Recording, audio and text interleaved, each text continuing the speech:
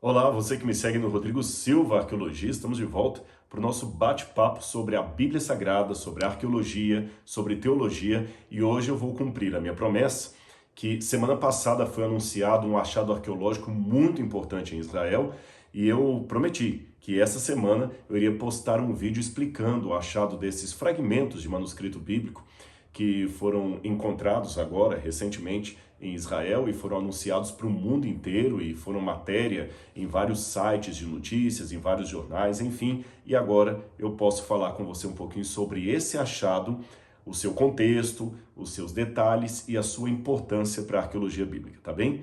Mas antes de comentar esse achado, eu não posso deixar de estender para você o convite de se inscrever no nosso canal. Venha fazer parte da família do Rodrigo Silva Arqueologia. Ative o sininho de notificações, isso é importante, assim você será sempre avisado toda vez que eu postar um vídeo novo e deixe também aqui o seu comentário, que será muito bem-vindo. Se gostar do conteúdo, também deixe o seu like e avise para os seus amigos, está bem? Vamos lá.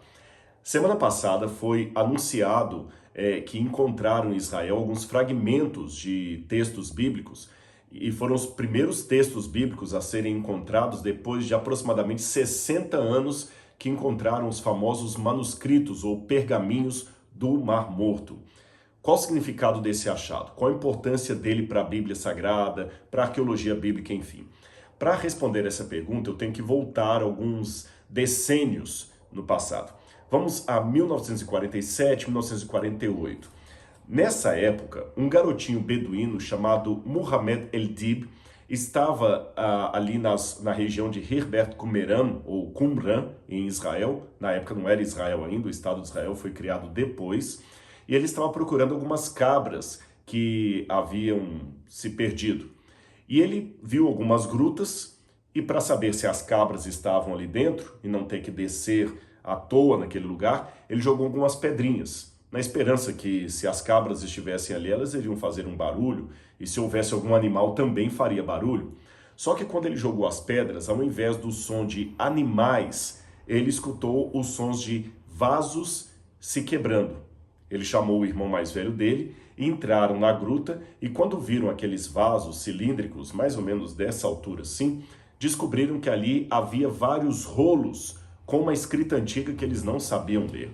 Pensaram que talvez houvesse tesouro dentro daqueles vasos, mas se frustraram ao não encontrar ali nenhuma joia, nenhuma pérola, nenhum ouro, nada. Porém, mal sabiam eles que ali estava um grande tesouro arqueológico para a humanidade. Mas, um pouco ignorantes a respeito do valor daquele conteúdo, eles venderam os jarros com alguns manuscritos para um comerciante da cidade de Belém e também para um sapateiro que usava os fragmentos daqueles pergaminhos ali para costurar ou para consertar sandálias. Imagine só. Depois disso, entra em cena alguns arqueólogos, como Sukenik, do então recém-criado Estado de Israel, o padre Roland de Vaux, um bispo da igreja ortodoxa, que também comprou um rolo inteiro que era do profeta Isaías, e enfim, descobriram que aqueles textos eram importantes cópias de manuscritos bíblicos. Quando a história espalhou, muita gente começou a correr para a região procurando sinais de outras cavernas ou grutas que podiam conter manuscritos bíblicos, porque agora aquilo valia grande dinheiro no mercado. Só para você ter uma noção, nos Estados Unidos foi anunciado num jornal local a venda de alguns papiros e pergaminhos do Mar Morto a uma quantia de milhões de dólares naquela época. Bem, para resumir a história, localizaram ali 11 cavernas na região de Qumran. E essas 11 cavernas tinham vários manuscritos, alguns bíblicos, outros não bíblicos. Qual a importância desse achado para a história da interpretação bíblica? Vamos lá. Em primeiro lugar, o texto hebraico da Bíblia mais antigo que nós possuímos, isto é, a cópia mais antiga, datava mais ou menos do ano 960 depois de Cristo. Então você tinha ali algumas cópias medievais feitas em hebraico por copistas massoretas. Essas cópias em hebraico estavam muito distantes do original bíblico. Fora essas cópias, mais ou menos do século X depois de Cristo, o único manuscrito bíblico em hebraico que nós tínhamos era um fragmento dos 10 mandamentos, o papiro Nash, que datava do ano 100 antes de Cristo ou antes da Era Comum. Fora esse fragmento dos 10 mandamentos do papiro Nash, nós não tínhamos nenhuma cópia antiga em hebraico da Bíblia Sagrada. Percebeu? Não tínhamos. Aí os originais, todos se perderam. Nós não temos o original do profeta Isaías, o original do Gênesis, do Êxodo, Levítico, Números, dos Salmos. Nós só temos cópia de cópia de cópia. Então, veja o problema, o dilema cristão. Cristão e judeu também. A cópia mais antiga que tínhamos do texto hebraico datava de 960 depois de Cristo. Você tinha lá, por exemplo, o Codex Petropolitanos, os Códex de Guinnessá, que também foram encontrados ali no Egito, numa sinagoga do Egito, ou seja, são muito tardios. Eles estavam mais de 1.400 anos após o fechamento do cânon do Antigo Testamento. Mais de 1.400 anos. Fora isso, que havia eram traduções antigas, por exemplo, da Septuaginta, feitas, a maior parte delas, por copistas cristãos. Então, muitos críticos da Bíblia questionavam como é que nós podemos ter certeza que a Bíblia não foi alterada ao longo dos séculos. Eu estou falando especificamente do Antigo Testamento. Como é que nós podemos ter a segurança que aquele texto hebraico copiado na Idade Média era fiel ao texto hebraico da Antiguidade? Será que os rabinos, os copistas judeus, não mudaram aquele texto ao seu bel prazer por influências ou políticas que vieram muito depois dos tempos bíblicos? Até que, nessa situação que eu falei com vocês, de 1947, 48, quando Muhammad el-Dib descobriu, por acidente, aqueles pergaminhos ali no Mar Morto, descobriu-se que ali havia cópias da Bíblia Sagrada, do texto hebraico da Bíblia, datadas de até 250 ou 270 anos antes de Cristo. Por exemplo, o rolo de Isaías foi encontrado quase inteiro.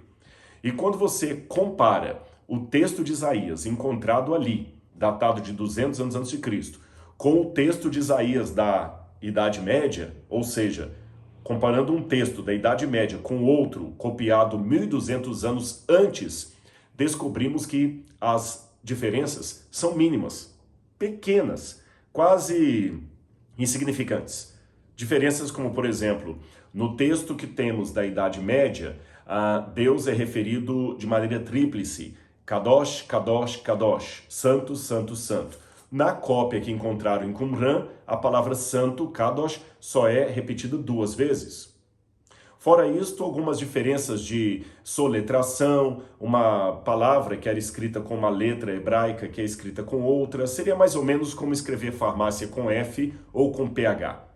Percebeu? Não tem muita diferença. Ou escrever louça ou loiça. Estou dando comparações da língua portuguesa para você entender. Apenas uma vogal faria diferença ali. Ou seja, coisas muito mínimas. E com exceção da ordem dos salmos, que em Qumran estão em ordens diferentes, inclusive com o acréscimo de alguns salmos que não estão na Bíblia atual, o acréscimo de um versículo num salmo, que na versão hebraica da Idade Média esse versículo estava ausente, com exceção de algumas modificações no livro de Samuel, podemos dizer que, grosso modo, a Bíblia Sagrada, na sua forma copiada, foi preservada de maneira fiel. Os manuscritos do Mar Morto mostraram isso, porque a lógica é simples. Se houvesse mudanças muito dramáticas feitas pelos copistas ao longo dos anos, na Idade Média, esses manuscritos que foram copiados antes do nascimento de Jesus deveriam estar muito diferentes daquelas cópias hebraicas que nós tínhamos do texto chamado texto massorético. Então, confirmou-se a fidelidade dos copistas ao copiarem a Bíblia, pelo menos o Antigo Testamento. Não encontraram ali nenhuma cópia de livros do Novo Testamento. A bem da verdade, houve um autor, Peter Teed, já falecido, que ele era papirólogo e ele tentava encontrar ali, ou dizia ter encontrado ali em Qumran também, um fragmento do Evangelho de Marcos, mas a maior parte da academia não concordou muito com a sua hipótese, com a sua teoria. Todos os livros do Antigo Testamento foram encontrados ali, menos o livro de Esther. Mas é porque alguns foram encontrados de maneira integral, como o caso do livro de Isaías, outros foram encontrados de maneira parcial e alguns de maneira bastante fragmentada. Encontraram textos da Bíblia em hebraico, aramaico e algumas porções também do texto grego, que a gente chama de Septuaginta, que é uma versão grega, é uma tradução grega do Antigo Testamento, feita ali pelo quarto século antes de Cristo. Além desses textos bíblicos, os manuscritos do Mar Morto também mostraram textos de uma comunidade judaica, muitos pensam que seriam os essênios, que viveram na época de Jesus, antes da destruição do Segundo Templo, e que mostram como eles interpretavam, por exemplo, as profecias de Daniel.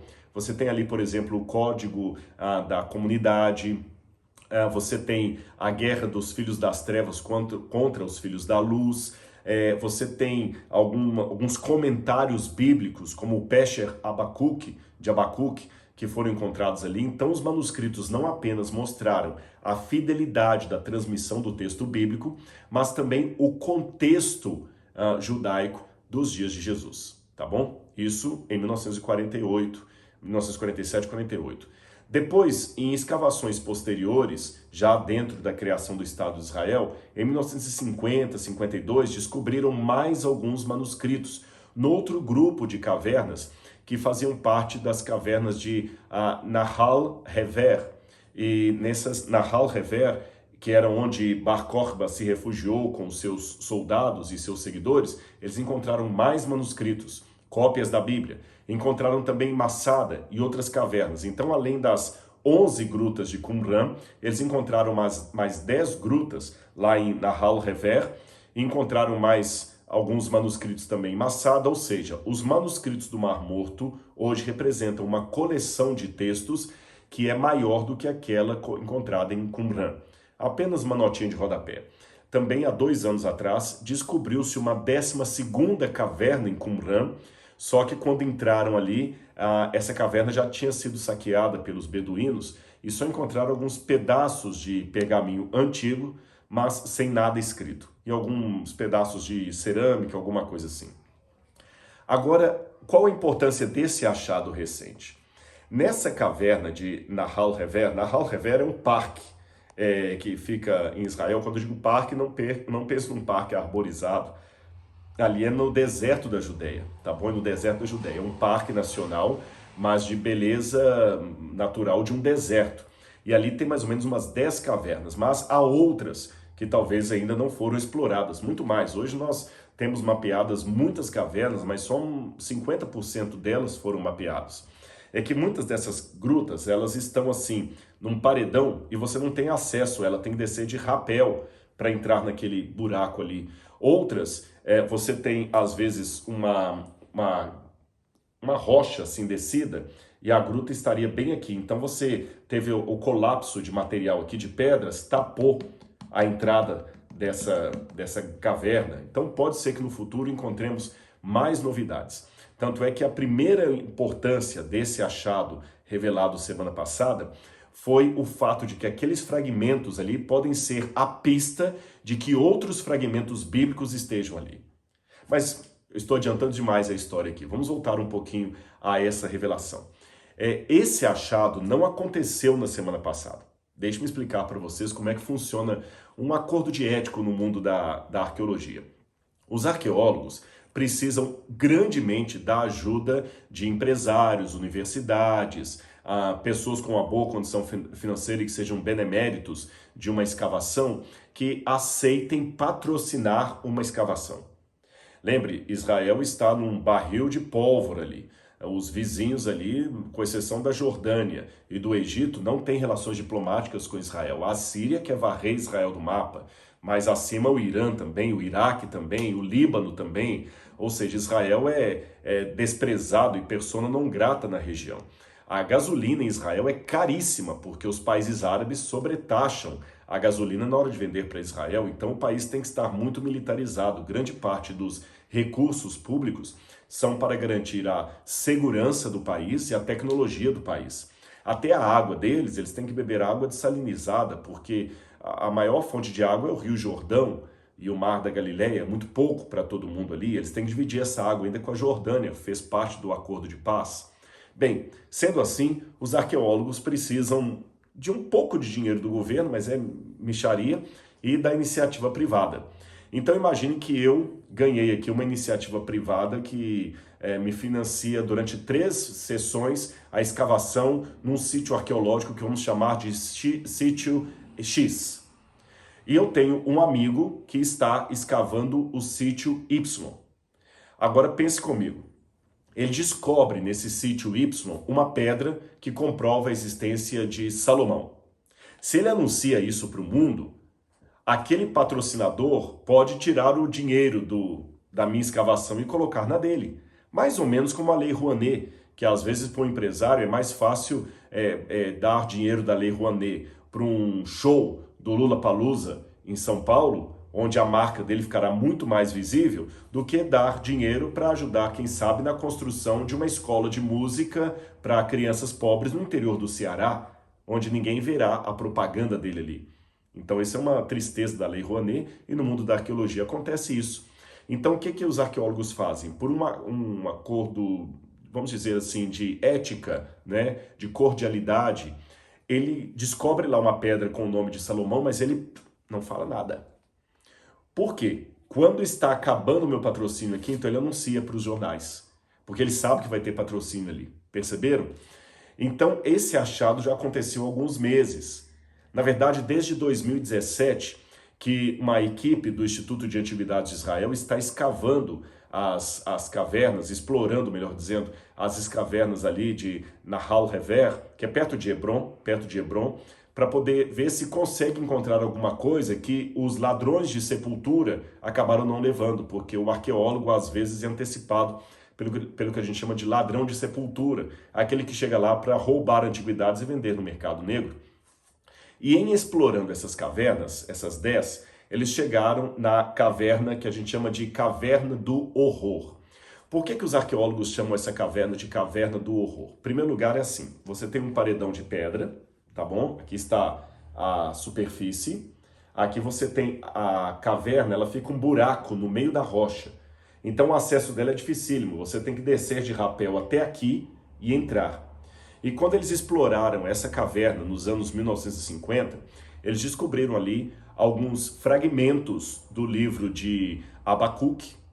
Parece que descobriram também alguns fragmentos de Malaquias, não estou bem certo, mas de Abacuque eles descobriram alguns fragmentos do livro de Abacuque, fragmentos bíblicos, e descobriram em grego, e descobriram também 40 ossadas de judeus que morreram durante a rebelião de Bar Kokhba. Essa rebelião de Bar Kokhba aconteceu em 135 depois de Cristo contra o imperador Adriano.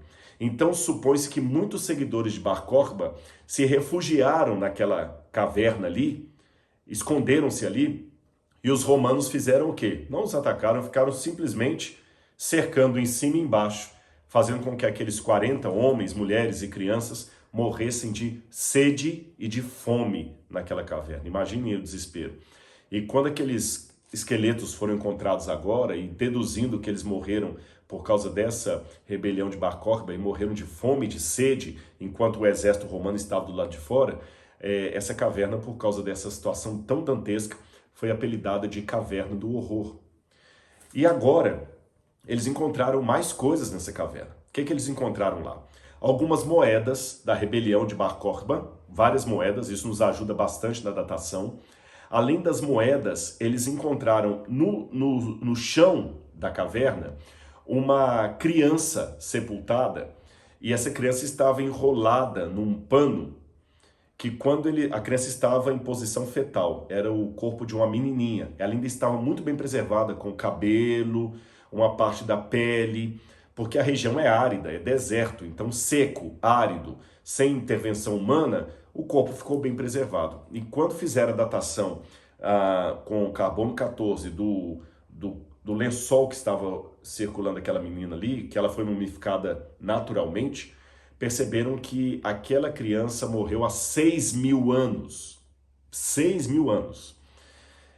Num outro vídeo eu posso explicar essa questão dos milênios antes de Cristo. E foi uma criança que talvez morreu e foi sepultada ali, numa época em que nômades usavam aquelas cavernas, grupos nômades que passavam por Israel. E talvez a menina foi sepultada ali e ficou. Outro grupo que chegou depois, na época de Bar Kokhba, usaram a superfície, a menina estava sepultada ali, ninguém sabia, então ela já era antiga na época de Bar Kokhba, na época dos romanos. Além disso, eles descobriram também um cesto todo bem feito, e quando dataram esse cesto, perceberam que ele era do período neolítico. Provavelmente era um cesto para guardar alimentos, ele era mole, inteiro, muito bem preservado, é o mais antigo cesto do mundo, e do período neolítico. E talvez práticas de nômades que passassem pela região e durante o período que estavam estacionados ali usavam a caverna para se abrigar de inimigos e deixavam aquele cesto enterrado ali para guardar alimento. E acabou que num determinado momento aquele cesto foi guardado, enterrado e ficou por milênios, até ser encontrado pelos exploradores agora do Instituto de Antiguidades. E além disso, encontraram também fragmentos de textos bíblicos. Talvez acreditam que esses textos bíblicos são da mesma coleção daqueles que foram encontrados na mesma caverna nos anos 50. Era uma cópia em grego da Bíblia.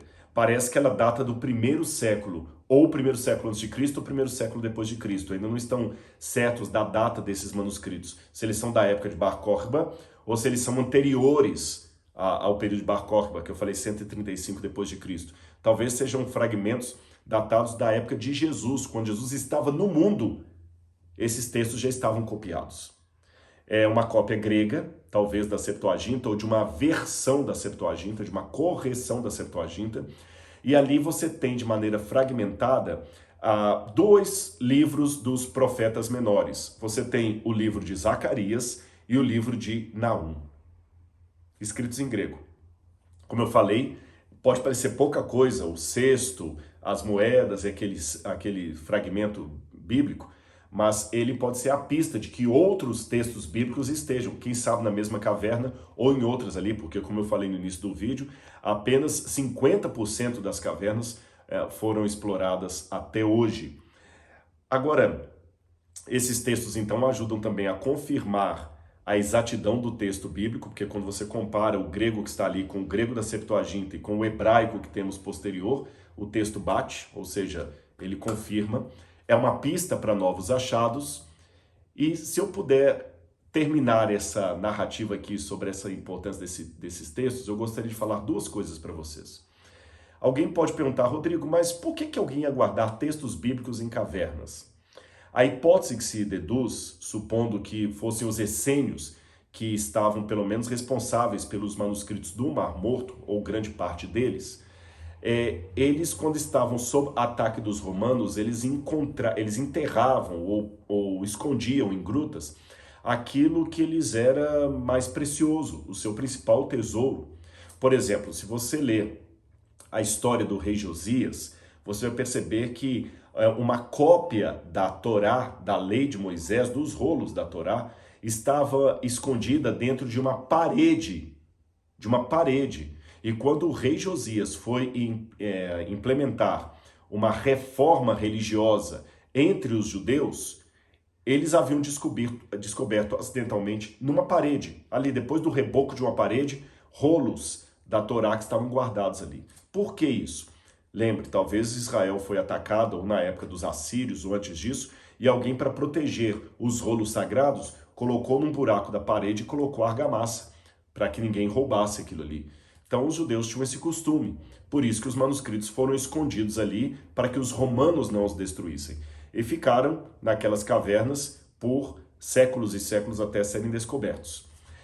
Agora, esses fragmentos que foram encontrados também ali por isso, eles me trazem, ao segundo elemento que eu queria mencionar para vocês, uma lição espiritual muito interessante. Eu sou acadêmico, não posso esquecer desse detalhe, mas eu não posso também de ter a visão teológica sobre tudo isso. Uma coisa que me chama atenção nesses textos é que, mesmo sendo uma cópia grega do Antigo Testamento, a hora que o nome de Deus aparecia, eles escreviam o nome de Deus em hebraico com letras paleohebraicas. Isso demonstra que os copistas, naquela época, ainda nutriam uma reverência muito grande em relação ao sagrado nome de Deus, representado por 4 letras hebraicas, o chamado tetragrama sagrado. E mesmo escrevendo em grego, na hora que era para escrever o nome de Deus, eles mudavam a tinta e escreviam com letras paleohebraicas, para dizer, olha, esse nome aqui é intocável. Tanto é que até hoje os judeus têm costume, para não pronunciar o nome de Deus em vão, eles falam Hashem, o nome, ou Adonai, Senhor, ou escrevem Deus com D, apóstrofo US, para mostrar que é um nome sagrado. Interessante. Outra coisa, o anúncio da descoberta, não a descoberta, eu falei a descoberta aconteceu antes, desde 2017 que eles estão explorando ali, mas o anúncio da descoberta desses 2 fragmentos aconteceu semana passada. E para mim, Rodrigo, foi muito significativo, porque foi uma semana muito doída, para mim e certamente para você que está me assistindo. Eu estou recebendo tantas notícias de morte de pessoas conhecidas que a gente não está dando conta nem de apresentar os pêsames por todos. O mundo está caótico, está com medo, o Covid está aí e parece que as pessoas não estão entendendo que esse pode ser um sinal, uma advertência de Deus para que as pessoas se voltem para Ele. Eu não quero ficar colocando o selo de Deus em tudo enquanto é tragédia, mas eu também não posso me eximir da responsabilidade teológica de enxergar que muitas coisas que acontecem podem ser, como escreveu C.S. Lewis, o megafone de Deus para clamar ao mundo que fica surdo e insiste em permanecer surdo. O sofrimento, muitas vezes, é esse megafone que Deus usa para alertar ao mundo do que está acontecendo. O chato é que o Apocalipse diz que muitas vezes Deus manda flagelos no mundo ou permite que esses flagelos venham, talvez por mão do inimigo, mas diz o Apocalipse que os homens não se arrependeram para dar louvores a Deus que tem autoridade sobre esses flagelos. Essa que é a nota tônica e triste do Apocalipse. Mas falando desses textos que foram encontrados, eu disse que 2 livros do Antigo Testamento foram encontrados agora em fragmento. Um do profeta Naum, outro do profeta Zacarias.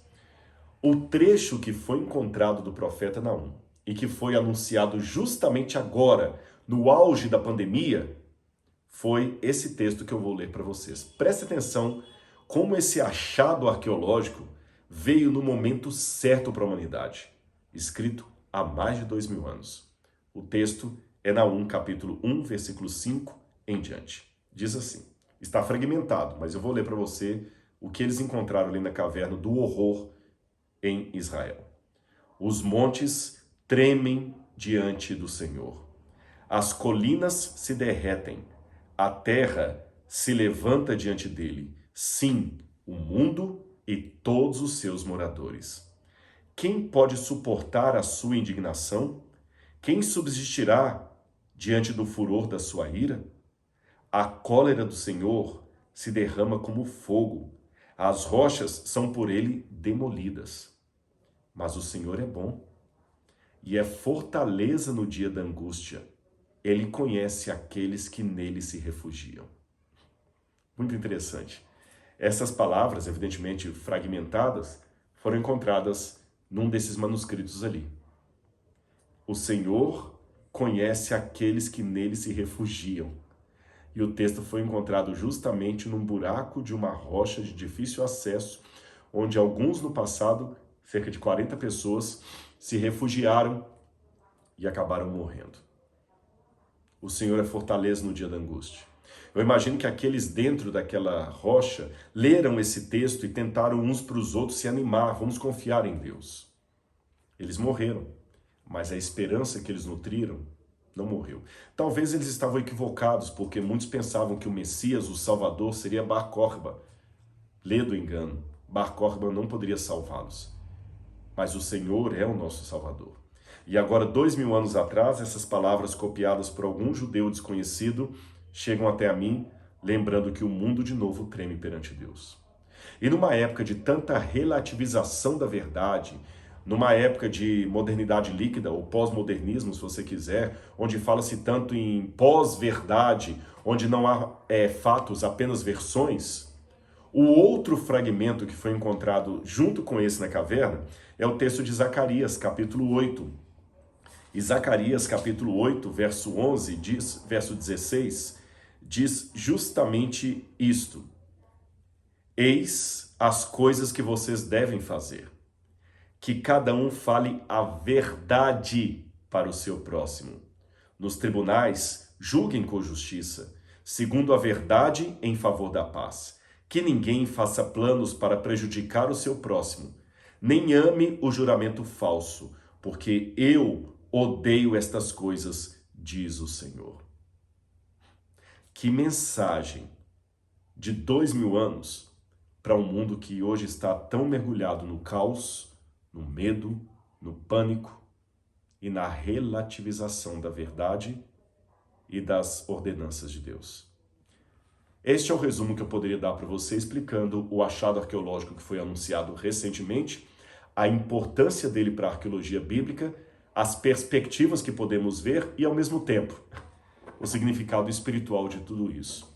Para mim não é mera coincidência que Deus permita o achado de dois textos bíblicos, dois fragmentos bíblicos, textos que encaixam tão bem com os estranhos tempos em que nós vivemos. Pense nisso e eu lhe encontro no próximo vídeo. Um abraço, até lá.